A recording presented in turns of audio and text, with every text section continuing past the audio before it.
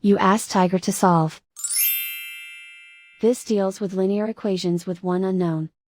The final result is x equals 32 over 11. Let's solve it step by step.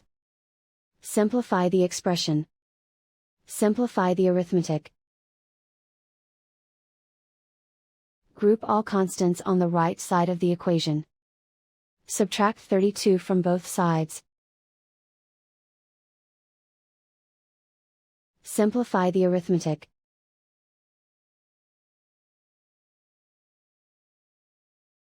Isolate the x. Divide both sides by -11. Cancel out the negatives.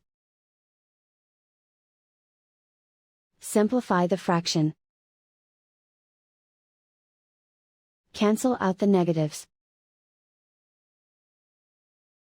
And so the final result is x equals 32 over 11.